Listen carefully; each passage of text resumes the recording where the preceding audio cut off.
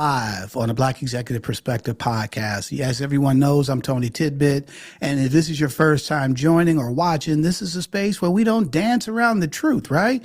We dig into conversations people whisper about, we avoid meetings, and more importantly, or they flat out refuse to face because comfort has never created change. And I'm Chris P. Reed. And as he said, we cut through the noise and get straight to what matters: power, politics, culture, leadership, and the moments shaping our lives right now. No filters, no safe takes, just honest dialogue and real accountability with you live on Tuesday. So let's get into it. Absolutely, bro. So, Chris, as you know, man, today is December 30th. We're closing out the year, right? 2025. It happened so fast. I mean, we can't believe it. And, it's interesting when we're kids, years take forever when you're 7, 8, 9, 10, 11, 13, 15. But I remember our parents telling us that as you get older, they go past pretty fast, right? And that is so true, right? But for BEP, for a Black Executive Perspective podcast, 2025 was not about viral moments. We didn't build this just to do a flash in the pan to try to, create something that goes viral. This is about having uncomfortable conversations and hopefully making them comfortable, right? So it's been all year about uncomfortable truth. And here's the thing. BEP, although we're on, YouTube and all this, the social media platforms and this and that, we don't chase algorithms, right? What we do is we chase clarity, right? We chase accountability and we chase conversations that most people avoid because comfort pays better than courage, right? And so today, what we want to do is we're going to reflect. And this is not going to be the best of a Black Executive Perspective podcast of 2025. What we're going to go share tonight is why these things mattered in the conversations that we had in 2025. Absolutely. And like you talked about, we don't do, abhorrent clickbait. Sometimes it's inadvertent. Sometimes some stuff that we say be game, but it's not based off of our design. Our design is the clarity. Our design is to eliminate discrimination and things of that nature. These clips weren't chosen because they were easy. They were chosen because they stuck, because they resonated in the hearts and minds and the souls of our folks that we deal with, folks like you on the live that are responding and getting in with us, because they spark reaction, reflection, and sometimes resistance. Like you say, we laugh about it, we cry about it, all those things as we go forward. And they tell us that we're doing something right. There's no question, bro. There's no question. So before we go into today, we're going to reminisce, we're going to reflect, and we're going to share some of the moments that we had from January all the way to this end of December on a Black Executive Perspective podcast. But before we do that, and you just brought up something, so I want to make sure we're clear. We want to thank the people that invested their time to come on a Black Executive Perspective podcast this year, right? Who believed in us, who saw our platform. And look, let's be fair. This ain't, CBS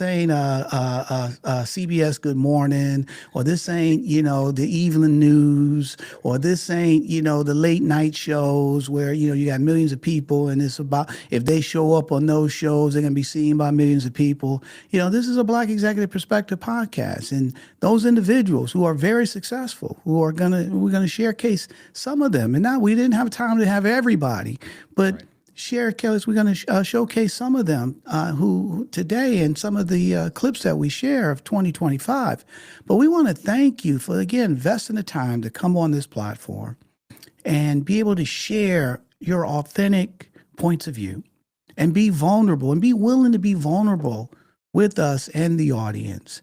Because without you, it's just Chris and I, right? And you believed in us enough that you were willing to come on and open up and provide perspective where other people can learn from. So number one, we want to thank every guest that's been on BEP. And then secondarily, and more importantly, we want to thank our audience. I mean, you guys that show up and watch our our episodes each week, all of our shows from a Black executive perspective to Need to Know with Dr. Nasinga Burden to Pull Up, Speak Up to coming on BEP Live or checking it out. Even if you can't be here when we're live, how you go back and look in the archives and watch our shows. One of the things real quickly, obviously one of the things that, is as the year winds down, people go on vacation and this and that, on our yards. And you kind of think that, people kind of tune out from consuming media. And some of that is true, right?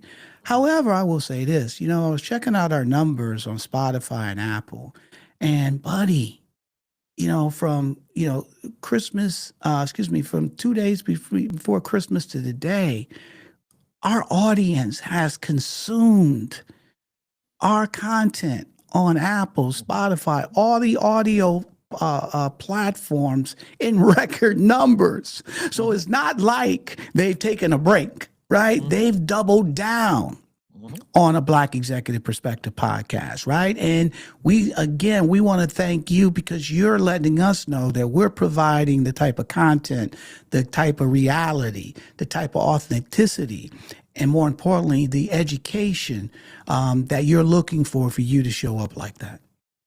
And we know that you have choices in podcasts, right? We know this. So we appreciate you rocking with us day in, day out, week in, week out. But I also wanted to add a caveat to your thank yous. And I want to thank the people behind the scenes, Tony. So we got the audience, we got the contributors, but we got people that's editing. We got people that's giving advice. We got people that's staying up late and saying, y'all should talk about this, y'all should talk about that. We got people that's subscribing to the monthly newsletter. You know what I mean? So the reality of it is it takes a village. And this is a labor of love that we have invested in, and it's paying dividends as far as you guys giving us that feedback, you giving us those comments. We love this. We love the comments. We love the engagement. But we want to thank the people that's helping this thing move, the movers and shakers behind the scene, the unknown soldiers or the unseen faces. You know what I mean? Behind the camera.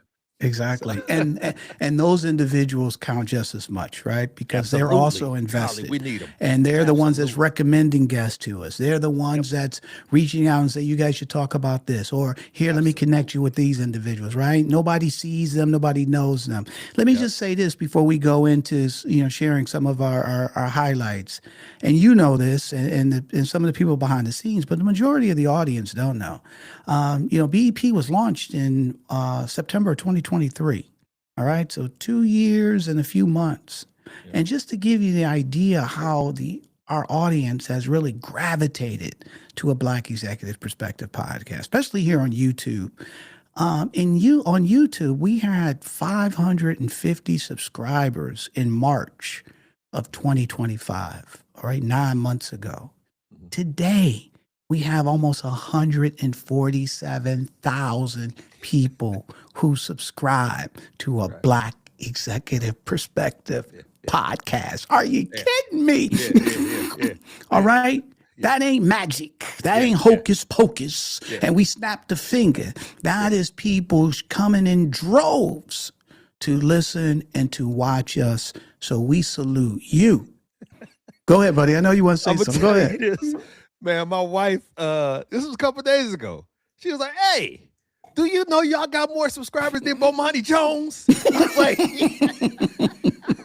because we rock with Bomani. Shout out Bomani Jones. Yes, Bomani Jones, my man. Yeah. She was like, you got more subscribers than Bomani Jones. I said, hey, we just need to get up with him. We need to get there. But it's about the content, man. You know what I mean? It's keep filling the machine, feeding the machine. And we try to meet you where you are. If you guys engage with us, we're going to engage back and we're going to be here. The one big thing that happened in this year, and I know we're going to do a wrap down, but it might not be in our list. We committed to these Tuesday lives for real. You was like, look, we're going to do this. Cause we dabbled a couple times, dipped the toe in. And he was like, what the fuck? Let's do this. We're going to do it. We're going to do it. Let's do this. I got permission. And then I'm on every two. Let's go live. Thank you, Mrs. Reed. Yes. So, and it's on location. Like we make this happen, and the people that have come and stepped in, where you was hours away, stuff like that. We've done a great job of trying to meet you where you are. We're going to continue to invest in that and do that at a greater clip, and make sure that this becomes a fully interactive sport as we move forward. But that's absolutely, thank you for the vision and for like, hey, let's go for it. Let's see. That helps a lot, man. It helps to energize. It put the battery in your back. You know what I'm saying? And so that's also, I just want to thank you on air for that type of, visionary leadership. Well, thank you, my brother. But again, you said the phrase "it takes a village." So I definitely didn't do this all by myself. I have my lovely wife, Gail. I have Tiffany and Cynthia and Clayton, and we can name a few, right? And those are the people behind the scenes that really, keep us grounded and keep our momentum going, even when things don't seem that they're going well. But more importantly, bro, let's share with the audience some of the things that we did from January this year to December, closing out the year. You ready for this? I'm ready, man. Chop it at the bit. All right, let's talk about it. Very real. I've had imposter syndrome. Just about everybody I've talked to have had it at some point. But I say all this to say that if you're going through the same things, just know that the majority of people went through them. The highly successful people have been through that phase, but they have just gone through that. And it's not easy to get through it, but just know that regardless of what challenges or ideas or perceptions you have in your head, know one thing. These are perceptions that are in your head. This is not real life. If true history was taught, then everybody would be getting everybody would be saying, I'm in for it, right? I'm in Because for then it. they'll say, oh, I understand. Yeah, Right. I understand. But because our history and even now the politics of today is getting rid of specific books that tell about that history, these are things that we're going to always fight because America has never dealt with the past 400 years. We would not be in this situation if it wasn't for them actually addressing the atrocities of this country initially. The term diversity post George Floyd was used. DEI was a code word for Black. And the last thing that I would say, because it's a pet peeve of mine, is that we now have begun to joke about this on a national stage by talking about that Black job. Correct. It's like DEI. Oh, that's that Black job. No, no, stop saying that. All we're going to do is push people further away from what needs to happen. And that is to integrate all of us into a space that allow us to be productive in a community, at work, on a college campus, or what have you. You have the Black kids. They just assumed nobody was going to adopt them. And then you had, especially in El Paso, you had a lot of white kids. They were the first to get adopted. And there was me. I was biracial. I'm in the middle. I was not going to be adopted because there was a lot of family court stuff.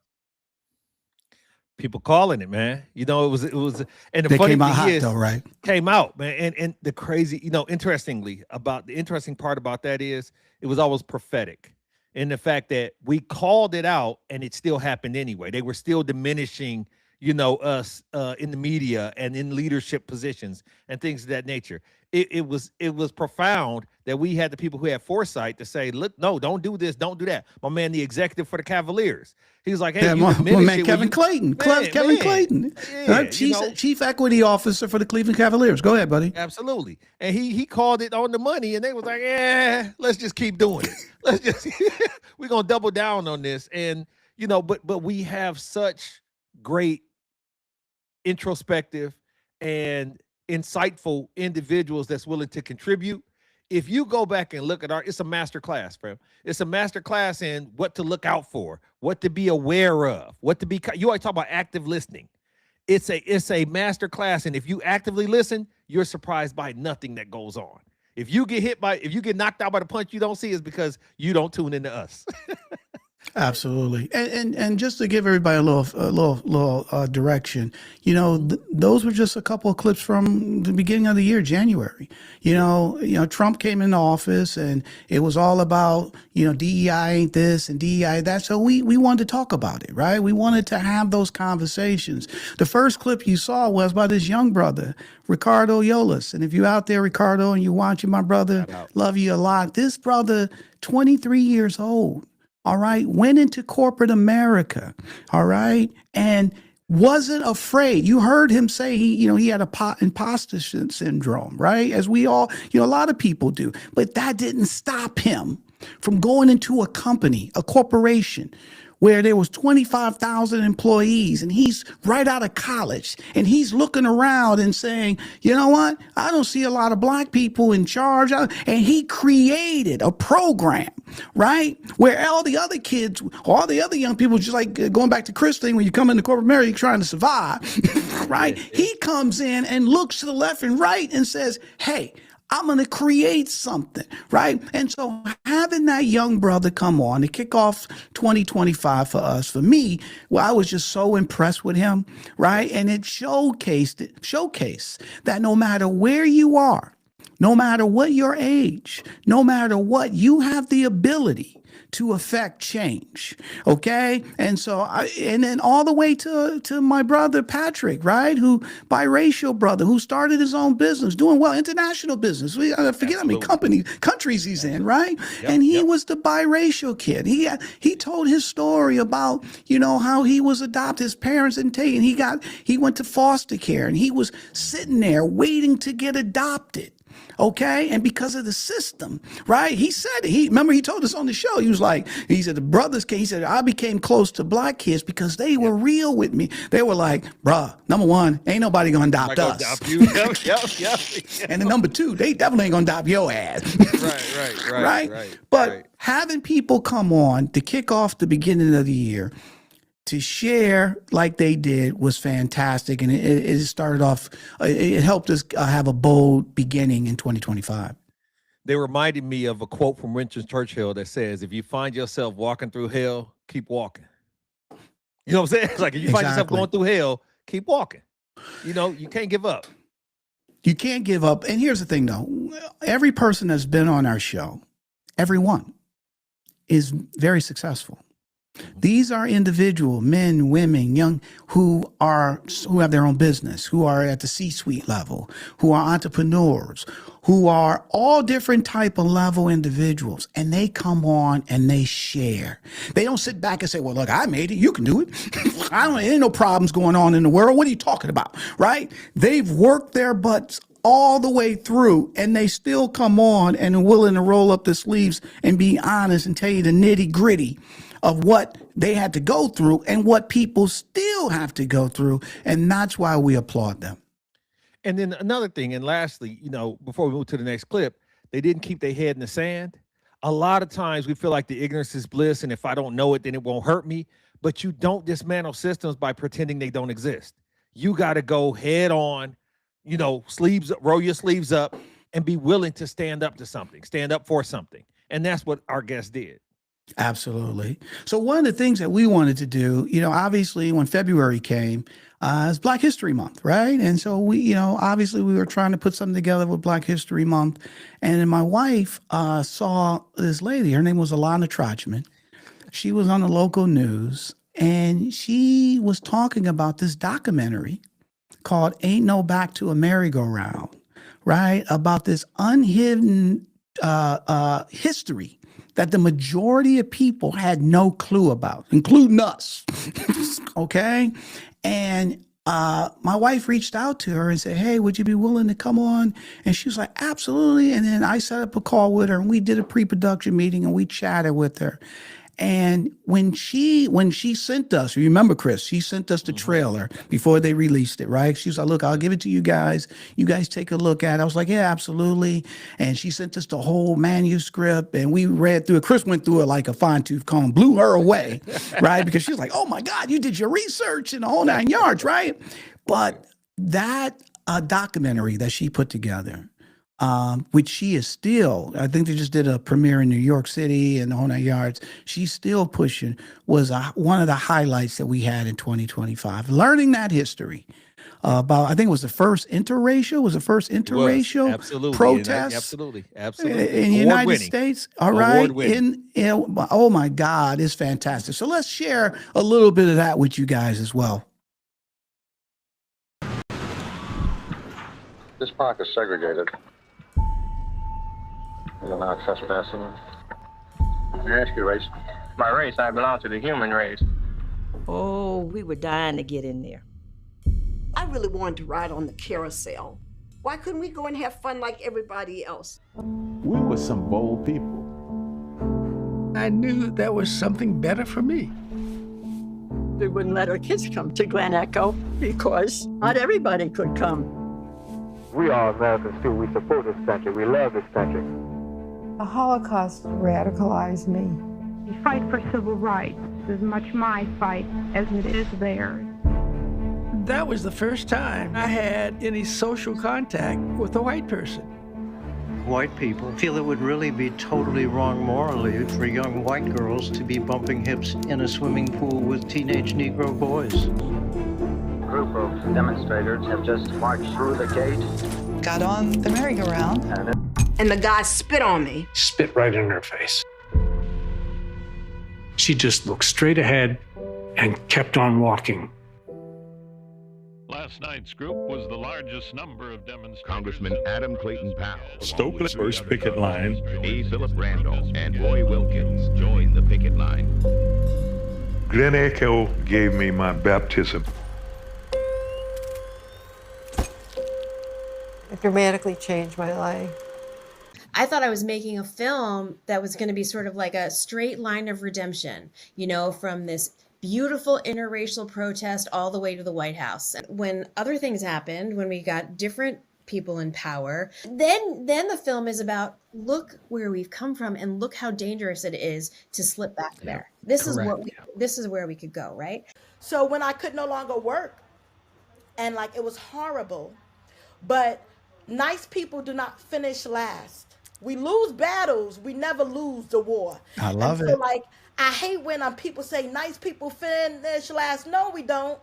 No, like I'm still nice. I'm going to die nice. I'm not going to stay I love because of people, right? Right. I'm a nice person. I'm going to still be nice. We talked about the idea of the village, and the concept of that documentary was it was students from Howard University as well as the Jewish community. And like that woman said, the Holocaust was my, introduction into this type of mindset and things of that nature. Ironically, interestingly, I had talked to her about the title because the title Ain't No Back to a Merry-Go-Round. And the story behind it is, I think it might have been Paul Dunbar, but somebody can correct me. Langston Hughes. Langston Hughes. So the story goes that obviously this is back in the time where back of the bus. We always had to get in the rear. We always had to figure it out. And the young boy goes up to the merry-go-round operator, the carousel operator, and says, "Where's the back?" So that way he knew he was in his place in the back.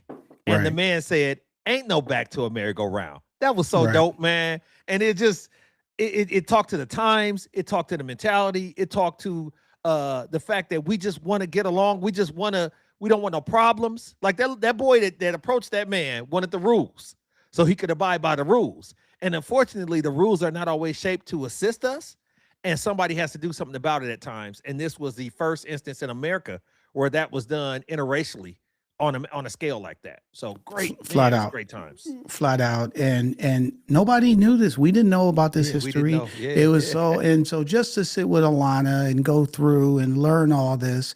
And one of the other things about that. And listen, guys, we want everyone. This is stuff you may not be. These may be episodes you haven't seen. Go back into the archives. Go to a Black Exec. Check out our old episodes because you would definitely learn a lot and they're very enjoyable.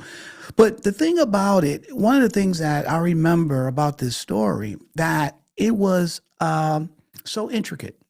So in other words, sometimes you have there's the boogeyman. Okay. And that's the villain. Where in this story, racial lines cross. So it was a merry-go-round in Maryland that Black people couldn't go to. Right. However, the park, it was a park. I'm sorry, not merry-go-round. It was an amusement park, which was huge at that time. Right. Yep. However, the owner of the amusement park was Jewish. Okay.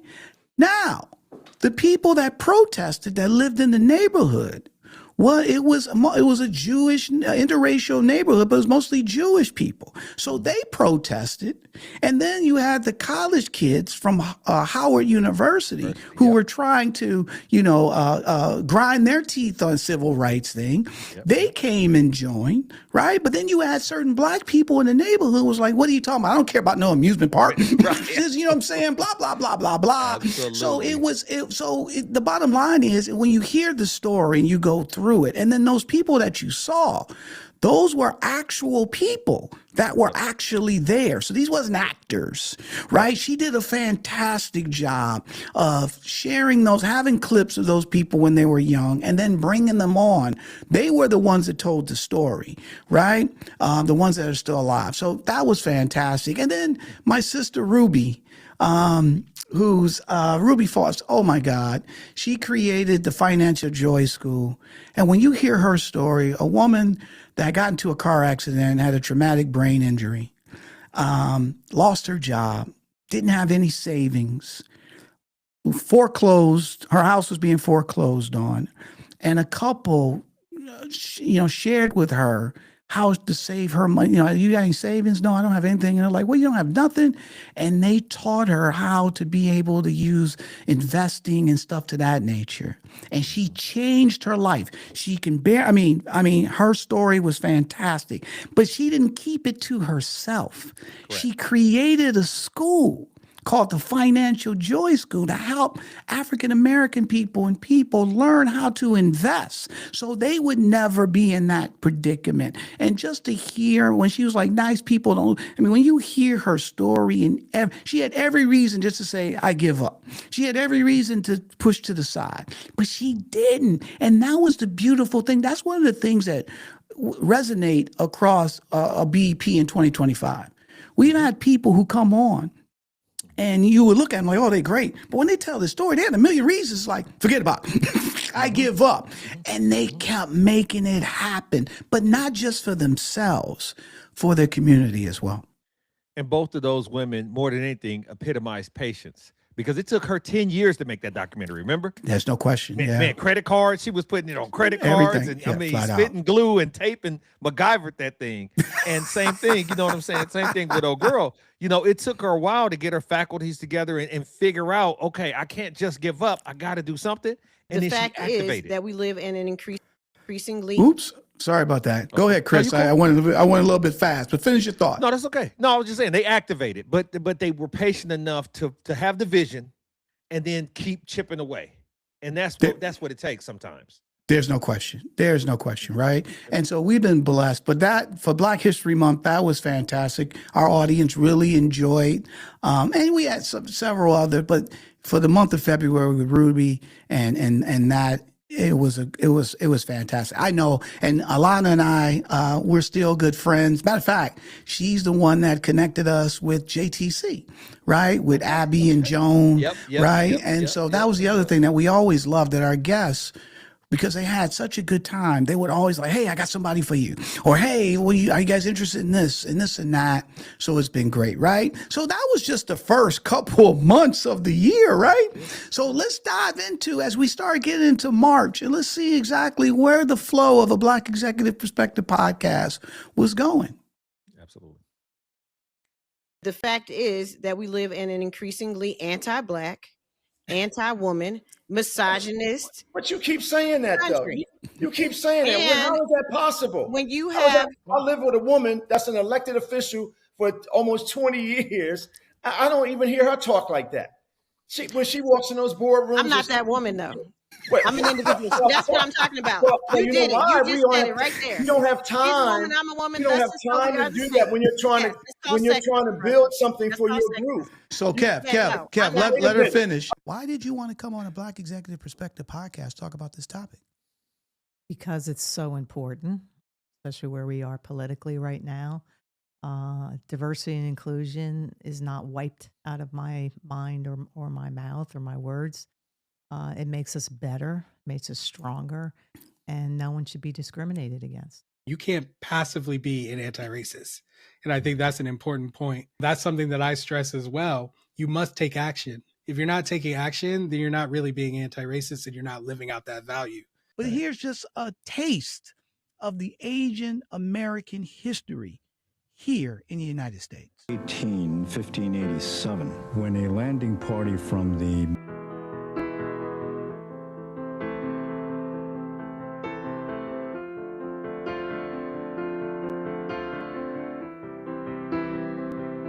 wagons were tilted up on one end. That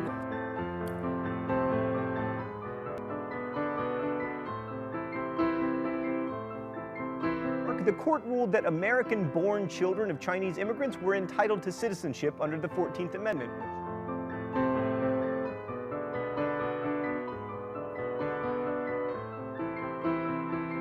In his brief, Ozawa argued that his skin was as white as any so-called Caucasian, if not whiter. You know, it's so interesting how we've been programmed by leaders we trust of authority. They fail us, Tony. They fail us saying stuff like Kung Flu. They fail us saying stuff like the China virus. And because a layman person don't know a Chinese from a Korean, from a Japanese, from a Vietnamese, from, everybody's Chinese, like I said before. And now all of these people are the reasons why my grandma died. You bring it on emotional, you know what I mean? You bring it on emotional heartstrings with this, and it's causing this hatred, and it's fueling this xenophobia, this fear of foreigners. And these people aren't foreigners. Man, listen, you think, looking at that again and reflecting, we should have won an award for that one with the Asian American, because two brothers talking about the Asian American experience and the history, we gave them some game. I had some of my friends as Asian Americans reach out and was like, damn, you really did the damn thing. So shout out to, my people. But that was cool. I think one of the things that really struck my heart looking at that was my man, Kevin. And when we talk about perspective and people having value in their, I don't diminish him for being a MAGA person or like, he gets a voice too. He gets to say, now it's inflammatory, it's incendiary, all this other stuff, but it's him. It's what he believes, it's the way he lives, and he has a right in this country. That freedom stuff that they try to take away, we don't believe in that. We believe in you coming and giving your perspective. And we allow for that. We allow for you to come and cook. And it don't have to always be, you and I don't always agree. But that's what makes it so genuine and authentic, is that we give a platform where people can say things. Now, we can laugh or we can sneer or we can, diminish them with facts, but they ain't trying to hit them facts. Like I love that dude. Shout out to you, Kevin. You know what I'm saying? Kevin Jenkins. Kevin Jenkins. Yeah, Mr. Kevin Jenkins. Yeah, that's Kevin my man. Jenkins. Man, you need all kinds of people. That's the nature of diversity. Diversity does not mean black. It's diversity of thought, diversity of education, diversity of region. He brings that diversity to the table, and I appreciate him for it. Well, here's the thing, though, bro. Black people are not a monolith, right? We believe and think, and no, nor should we be, right? Absolutely. And so, but that's our platform. Our platform is to have more people. All people to come on and share their perspective. And they don't have to agree with us, and I don't have to agree with them. Like I said, me and you fight. All right. Matter of fact, I fight with everybody. So that's just that's just who I am, right? But at the end of the day, that's what we want. We want people to share. Kevin is a smart brother, okay? And there may be things I disagree with him with, but there was things that I agree with him on, right? And I think that goes across the gamut with everyone, right? And so I will say this too, real quick before, let me say this, when the Asian American thing that we did, we both were very passionate about it. We wanted, just because our title is a Black Executive Perspective Podcast, some people think that's all we talk about is black stuff. No, we don't. Right. And as you can see, we just don't have black people come on. Carol Stiff, right, who's the president of the Women's Sports Network, right? Who used to be the executive vice president of ESPN 30 for 30. All right. She's in the Basketball Hall of Fame. Okay. And she came on our show and you heard me ask, hey, why do you want to come on BEP? And she went right to it. All right. So at the end of the day, our platform is for everybody. Okay. And our platform is for all people to come on, no matter what their color, their gender, their sexual orientation, to share their perspective, right? So we can all learn from one another. And you don't learn from one another if everybody's in an echo chamber. Okay. Because there's a ton of stuff I've learned where I initially disagreed with somebody, but they planted a seed. And then I started marinating on that seed. That seed started marinating. And then later on, I was like, oh shit. You know what? I can see their point of view. I get it now, right? And absolutely. That's why we have these conversations, right? So we can all learn from one another. Absolutely. Nothing grows in a comfort zone. They're going to be uncomfortable conversations at times, but that's what good medicine is. It's nasty at times, right? It can't all be cherry flavored and watermelon flavored. Like, it's got to be a situation where you take that medicine and it's for healing. And that's what we try to do. One conversation at a time, one perspective at a time. We try to expand your mind and help you heal, because that's what we need more than anything in this world now. There's a lot of healing. Absolutely. But here's the one thing I wanted to get to was one of our cornerstones of a Black Executive Perspective podcast, and that is Dr. Nsinga Burton, right? And so Nsinga, that's my sister. I love her a lot. And since she's been, her show comes out every Thursday, Need to Know with Dr. Nsinga Burton. She's just been fantastic, right? And she provides her perspective, and she don't care what nobody thinks. All right. But to be fair, she's educating people, right? And she's giving you a perspective that you may not hear, right? But not only that, she's not only just so smart, her alias is the hyphenated, right? Because she's so multi-hyphenated, right? Because she's very talented and she's done a lot of things. If you look at her background, man, it's insane, right? And so, but Nsinga has never been afraid to say what time it is, right? As her and Kevin got into it, on Pull Up Speak Up. And that's the one thing that we were able to do. We created Pull Up Speak Up to have a roundtable where we can bring on multiple people and talk about a couple of topics. And then, more importantly, everybody can share their perspective. But our first show that we created was Need to Know with Dr. Nsinga Burton, right? Because her perspective, and this is a micro video podcast, it's no longer than 10, 12 minutes, comes on each week, but she jumps right into it and gets into it. And I'm going to tell you, she's been one of our audiences. They love Dr. Nsinga Burton. Go ahead, buddy. You going to say something? No, I was just going to say, Nsinga come out shooting threes. She's not trying to, man, she come out firing up. Like, you know what I'm saying? And it's a joy every week.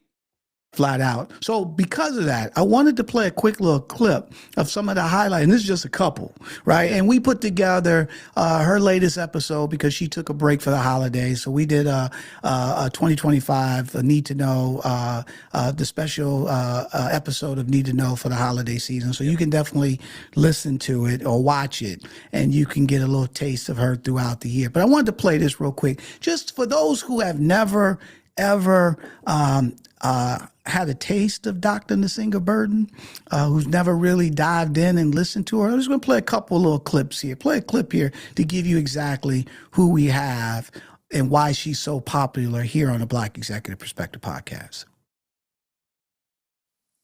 The heartbeat bill, basically a law in Georgia that says fetuses have the rights of humans. She was forcibly kept alive versus the wishes of her family in order to have the baby. I'm sick and tired of people lying and clearly not understanding what DEI actually is, what affirmative action actually is, or I guess we could say was. You don't even know what it is. Like, you can't even define it, articulate it. And this false idea that that would be Black people, because I'm a Black person and I'm a woman, that somebody's giving us something. We are not here to be your whipping post. We did that for 400 years. You got a powerful country out of it. You're welcome, but we're not doing that shit no more. I need you to know today is that we cannot continue to allow our children to be shot up. Like, we just cannot allow it. Bold. You're welcome. You're welcome. Man, listen, the thing that came into my mind was bold, unapologetic, and factual. The one thing that we do here, and that Tony just drives, data-powered insights. We gotta be. You can go check what he says all the time, famously in the early days, all the time. Go check for yourself. Don't just believe me. Don't just listen to Tony Tidbit. Go check for yourself. Check multiple sources. But that factually correct part, she is so factual in her presentation. Now, she's passionate. And I think sometimes people think because she's so passionate, she's so animated, that she's just coming off emotion. No, she's coming off straight facts. Facts. So she wasn't giving those degrees ain't posthumous. She's that, you know what I'm saying? And she brings it, bro. Like it is entertaining, but it's educational. And she does a great job of emphasizing the passion that she has for us to know better in order to do better. Absolutely. We love you a lot, my girl. She's my sister. Love her. She's awesome. So that was just a little taste of the first half of the year. So let's dive into a little bit deeper as we moved into the second half of 2025. We're gonna bum rush the whole damn thing. It's been a whirlwind since President Trump was sworn in. The strategy has been flood the zone, and it's leaving Democrats and even some Republicans scrambling. The bum rush is exactly what it is, and it is hitting every space that they can. It's just like throwing paint at the wall, just making sure whatever sticks. I don't even care what sticks, as long as something sticks, right? And then I'm throwing it with one hand and I'm throwing it another hand, and so it's, to me, to exhaust the people. Number one, I want to ask, what were some of the biggest challenges that you face building something that actually focus on the Black diaspora, Black experience? Yeah, it's tricky because you have to go against people who will tell you there's nothing wrong with it. There isn't any issues by making everything about race. And then you show them the answer when you ask it to write a short essay on Black history, and it doesn't mention the KKK or forgets about Obama, or refuses to acknowledge massacres that happen. Like, that is the version of Black history that a lot of people want to promote and have, unfortunately, promoted in schools across America. But on top of that, he was also dealing with the cumulative impact of racism throughout his life. And people don't realize these microaggressions, it's not like it happens and then it's gone and then it happens again and it's gone. It has a cumulative effect. And so he's dealing with that as well. And we talked that night. I wish I could redo that every day. I think about that. But the next day I found him, he had taken his own life. He was a victim of suicide. But that was another, young Black man gone, in part due to this impact of race on his life. You can figure out where the competition is or where the issue is by what they try to keep you from. If voting wasn't important, they wouldn't try to keep you from voting. So that has to let you know, wait a minute, because we have people in our, oh man, voting don't mean nothing. And if it don't mean nothing, why would they try to keep you from it? Whatever they're trying to block, that's what you need to pay attention to. Whatever they're trying to block, that's what you need to pay attention to. If they're saying, no, we don't want you to vote, we're going to make it, you're going to have a passport, 2 ID. It's, man, the funny part about it is, what they try to program us with now is if you ask questions, you're being radical. And we always have been behind the fact that you have a right to ask questions, especially in a civil tone, in a respectful way. If your brain is telling you this don't look right, this don't feel right, ask. Open your mouth and ask. And what these people do, they understand the intersection of technology and policy and grief and how it impacts us as Black and brown folks, specifically women, specifically on these things that are being built around us. The Black GPT, Chat Black GPT, like she really, there's nothing left to be. She dropped the mic when she said, well, ask it to do a Black history thing, blah, blah. And it's like, oh, okay, well, these things are so overt, but if we don't speak to it, if we don't open our mouths and say something about it, it'll get past us. And that's the thing that we try to bring, is that perspective, that illumination. That's we illuminate a lot of these things. Even with Dr. JoJo writing the book about his brother, being a Black male that was going through the hidden or the subconscious weight of being a Black male in America. And he came to that revelation through the eyes of another. That all of that is big, man. And that's what we try to promote, is just There's no empathy. question. You talk about all time empathy. There's no question, buddy. And we've been blessed. Having Aaron Reddick on, who created Chat Black GPT, was fantastic. Having Dr. JoJo come on, right? Yeah. And promote his book and talk about anti-racism, and then share his story, right? Of growing up in Boston and having a brother that was Black and he was white, and they were best friends. Buddy. And then Dr. Will Moreland, like the number one, coach leader in America, bro, flat out. And him taking think about it for a second. These are individuals, they ain't got to come here. They got 1,000 things to do. All right. And they invested their time to come on BEP, to share and drop some knowledge. I just and they didn't come in here and just chat, right? They were passionate. They were 100% behind it, right? And they were educating us, okay? And so, buddy, and look, we created Pull Up, Speak Up to have that round table. And every time we had a Pull Up, Speak Up show, it always delivered, right? So we got off to a great second half of the year. But then as we got into September, we wanted to we wanted to take it to the next level, right? So let's show a little bit about what we did, in the fall time. Absolutely. I knew something was wrong. I knew I was going to have to figure out this black thing. I mean, that's how it was that's how I was talking about it. So you were struggling, and you was like, I got to figure out this black thing, right? When you say this black thing, like what did you mean? This cultural, I'm living in this world, and culturally, this is what's happening. And now I'm old enough that I'm realizing I got to figure this out. How am I going to be in this world, right? There's a couple of different strands of things going on, and there's a whole mess of things that I don't fit into at all. We have got to learn as a society. We are all here with the same mission, and people are falling in love and living their lives, and it is what it is. And I think this country struggles with all kinds of identity and racial and classism and all of that. We just struggle, and we should be so beyond that at this point. So it breaks your heart to see that this is even still something we're talking about. I partnered with a synagogue and a Black Baptist church. And I took two groups together on a bus, and I said to Reverend T, the Reverend of Calvary Baptist Church, we got to do some icebreakers and bring people together. And he said, relax, Abby, it's going to happen naturally just through the experience. By the end of the trip, people were all mixed up in seats. And I can say that to this day, this was like 8 years ago, those two groups are still friends. There are people that became best friends that never even would have noticed each other at the grocery store.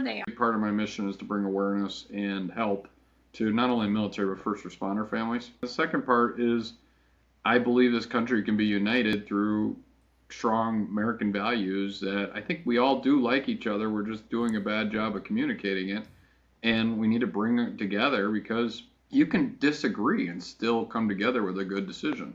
And I don't know why it's you got to pick a side. I have a suspicion that is already starting to be proven that artificial intelligence will pose the greatest form of oppression that our community has ever seen before. Whether, education, economics, healthcare, and so forth, criminal justice, I think technology, when it comes to artificial intelligence, is going to create the most, the deepest margins that we've ever seen or experienced before. People came in that second half so empowered and really bared their souls. Like we use the word passion a lot and things of that nature, but we had a guest say, I can just skip 2 weeks of therapy. And I'm not going to give away the secret sauce, but we tell them this is going to devolve into a conversation real quick. So just be prepared. Right, like you're going to just start talking and it's going to seem like next thing you know, the hour is up and you're like, whoo. But that burden of being able to have a platform or be able to speak to somebody about what's going on. Everybody's going through something. A little bit different, a lot the same, and we give an opportunity for them to say their side of it, and they love it, and you guys love it as an audience. And so that's the thing I appreciate. We talked about appreciation early on. I appreciate that people come in and you think, whoa, they getting kind of deep. It's never shallow. It goes deep, and we allow for it, and people love it. And that's the thing that really resonates in watching those clips from those different folks is they came in and just kind of cut loose and got on the couch. We should have called it the couch. It was not only the couch. There was a lot of. So you think about it for a second. You had Grace come in, share her story as being a biracial woman, which was so powerful, right? And who knew that? We started a podcast academy, to help people launch their own podcasts. And Grace signed up for that. And she's going to be a part of a Black Executive Perspective podcast starting January 14th. January 14th. Launching, Yep. yeah, launching her own show called A Mixed Executive Perspective. So think about that for a second. We had no clue, but she came on and it was so powerful. Then, with Mimi, we had a theme, as we started moving in the second half. It was all about, not all, but a lot. We talked about AI and how AI is going to be changing things, and then how we need to be more receptive to it and be more aware of what's going on, right? So you had Aaron Reddick first, and then now you have Mimi coming in, and she's chatting and talking about where we have to watch out for oppression and stuff to that nature. So look, at the end of the day, And Chris talked about it too. Shout out to Chris. yeah, bro. Oh, yeah. But we didn't have Chris, my man. Yeah, exactly. Right. So, and we tried to get them all on together, right? To do another pull up, speak up. Now, crickets. We and shit, gonna right? get it. We gonna get them, gonna right? get it. Yeah, but just having, as we got into the fall time, it was great to have those individuals come in and share, and different faces, same passion, right? Which was great, right? Now, let's look at how we ended out the year, right? I mean, we still got a couple of days left, but let's look at, what Q4 brought us in 2025. Right. What did you learn about the criminal justice system? Well, I started to understand that the criminal legal system is built on a foundation of racism, that people with means don't get the punishment, right? Wealthy people, particularly with the death penalty, they don't execute people who are wealthy. College is 260% more expensive today than it was 30 or 40 years ago, and continues to grow in terms of how much it costs to send a young person to school. In addition to that, I'll go one step further. I don't understand why you get help and I don't. We have bailed out the banks. We have bailed out airlines. Thank you, buddy. I mean, you kidding me? Everyone. The auto industry came with their hats in their hand. But when we talk about bailing out future generations in this country, when we talk about bailing out Main Street, that becomes too controversial. There's a lot misinformation about immigrants coming here to be criminals. Like we are not criminals. We are hardworking. We try to educate ourselves to be better citizens of this country. I've gone from being a man of stature to now people take pity on you when you're in a wheelchair. And that probably was one of the hardest mental things that I've had to accept, is wheeling myself into a restaurant and having people look down on me. And they don't know they're doing it, okay? But my advice to anybody is, if you communicate with somebody in a wheelchair, don't stand over and look down on them. Go on one knee and go down and look at them face to face. It is one of the most humiliating things I've ever been through, which is to go around and navigate the world in a wheelchair. Black folks who were senior, who were telling me to shut up. If I wanted to continue to be in that space and break barriers inside of corporate America, I had to shut up. That wasn't what God made me to be. But the book is No Apologies, Love the Way You Live at Any Age, because I want you to live in your authentic truth. We are only put here for a number of years, and you need to live in your purpose. And living into that purpose gives you a fulfillment in life, and it gives you the joy and the happiness that one really needs. Man, you know what? It's so crazy that we have activists. I until looking at this, didn't realize how many modern day activists we literally have on the show. And let me, shout out to the lady that's the I forgot old girl's name, but the president of the Washington D.C. Urban League. Yeah. Oh, you're talking Kim. Kim, absolutely. Yeah. But let me just say this, just because I feel on my heart it has to be said. Brad Bowling, president of our original partner, one of our original partners, Code M Magazine. Brad went through some things and came out on the other side, and you could see the humanity in Brad, the courage in Brad, the strength in Brad. He's been on the show talking about picking up women and all stuff. We learn as we go. Brad is an excellent writer. He's an excellent editor. He's an excellent partner. He's an excellent brother. He's an excellent alpha. You know what I'm saying? He's just good people. And it's a pleasure that this platform has allowed us to be exposed to good people. Thank you, good people, for rocking with us, letting us turn the mic on, turn the camera on, and let you tell your story, and we just learn as we go. Absolutely, buddy. I mean, look, we're blessed, and we ended the year out strong. As you talked about with Kim and Brad and Representative Corey Paris, who's a congressman, right? He came on the show and he talked about all the things that people deal with, that he deals with in terms of trying to make things better, for his constituents, right? And then we had my girl Erica, who she shared her story of being an immigrant and how they've labeled, now they're all criminals, and so for her to come on and share and educate people, right? And so we've been very blessed this year. And obviously there's probably guests who are watching this and they probably didn't see themselves, and we're not omitting you or anything like that. But at the end of the day, everyone that came this year on the Black Executive Perspective podcast, we thank you, because you guys killed it. And we wouldn't be where we are today. And you guys are the light, and you guys are the foundation of coming on and being authentic. And that's what you saw. You saw authenticity, you saw vulnerability, and you saw love. What did Charlie say at the end? I want you to live your authentic life, right? Because you only have so much time on the planet, and everybody needs to live with joy and live and be happy with who they are, right? And so, ending on that, buddy, that's what this is about.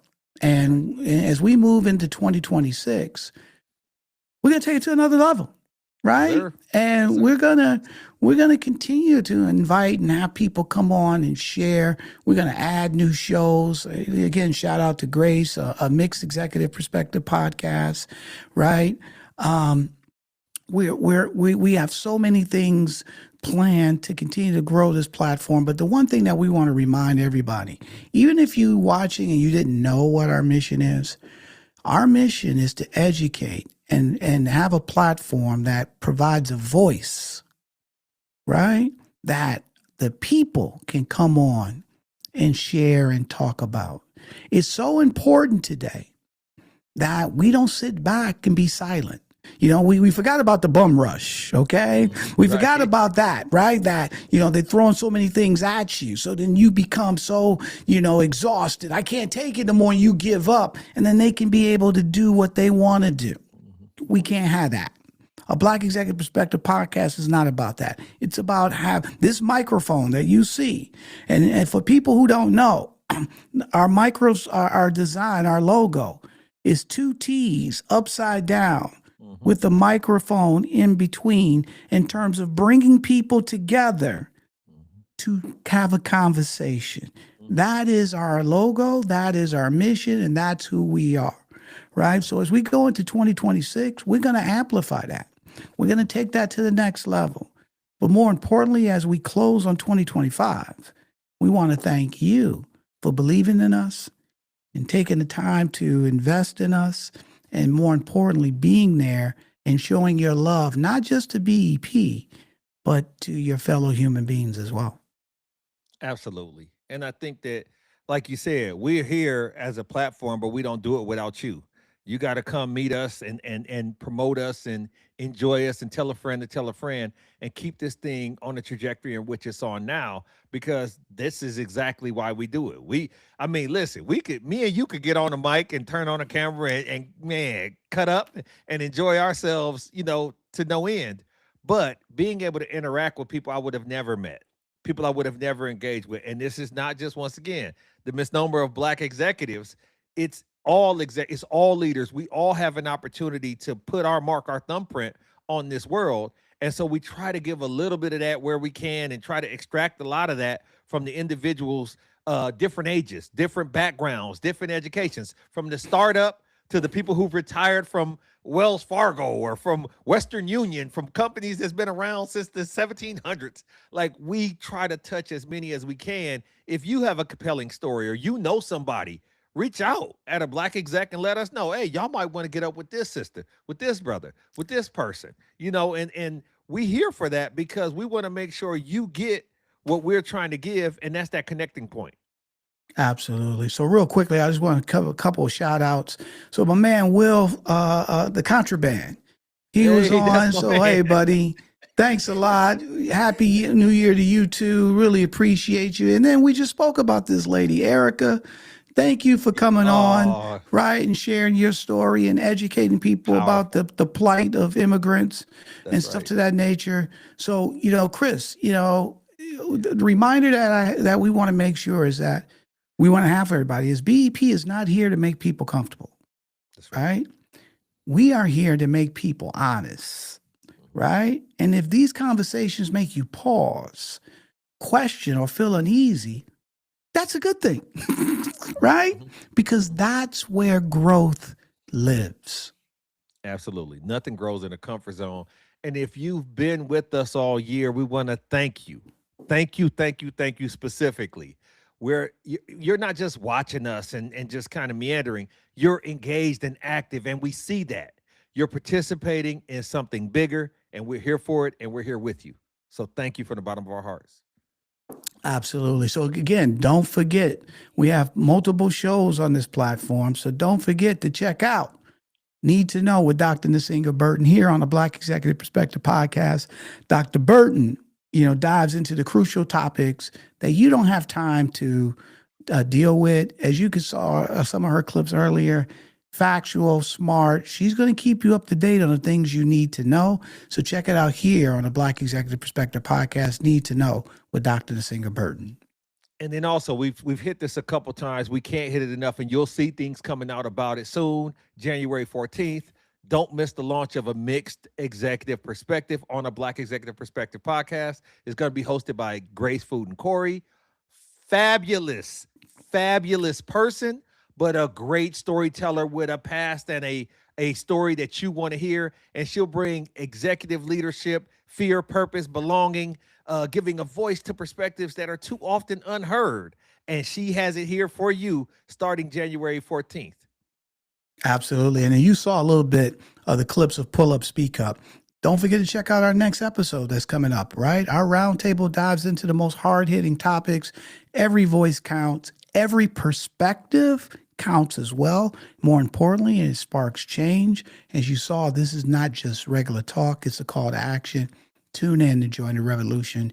Pull Up, Speak Up here on the Black Executive Perspective podcast. And then, of course, I will be remiss if I did not remind you that the reason why we do this is that we want you to use our call to action. Our goal is to eliminate all forms of discrimination. And to achieve this, we're asking everyone to embrace less, LESS. The L is for learn.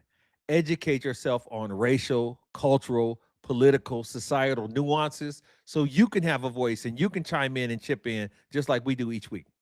Absolutely. And then after you learn, you have the letter E, which stands for empathy. Now you can be more empathetic because now you can put yourself in your friend's shoes because now you understand what they've been going through. And then the first S is for share. Share your insights, enlighten others. Don't hide it, divide it. We talked about people getting on the couch and opening up and sharing. And we've cornered the market on sharing uncomfortable conversations. Come with us and enjoy that. Absolutely. And the final S stands for stop. We want everyone to stop discrimination as it walks in your path. This is very easy, right? This is something that you can so easily. And it just take from a Sunday dinner standpoint. If you hear Aunt Jenny or Uncle Joe say something that's inappropriate, instead of sitting there with your mouth open or you're giggling, you say, Aunt Jenny, Uncle Joe, we don't believe that. We don't say that. And you stop it right there. So if everyone can incorporate less, LESS.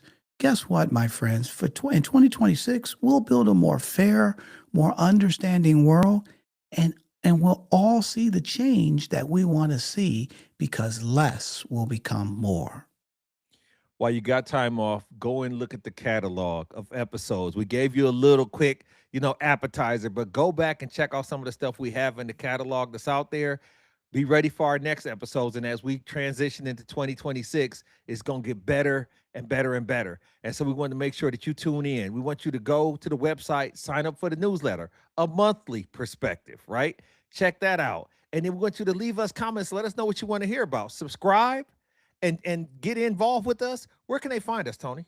my friend, you can follow and find a Black Executive Perspective podcast right here on YouTube, Apple, Spotify, or wherever you get your podcasts. And follow us on our social channels of LinkedIn, X, YouTube, TikTok, Facebook, and Instagram at a Black Exec. For my man down in Dallas, the co-host with the most, Chris B. Reed. Hold on before we go. Chris need to give a shout out. Shout out to Illinois State University Redbirds. The championship, college football championship is this weekend in Nashville. Go Birds. You know what I'm saying? Got to do it. Paid them a lot of money. I got it. So not only did we talk about it and we laughed about it and we learned about it, we shout out the Birds about it, right? We wish they would. We wish and hoping they go on and win their championship. But as we close out 2025, we want to let you know we love you.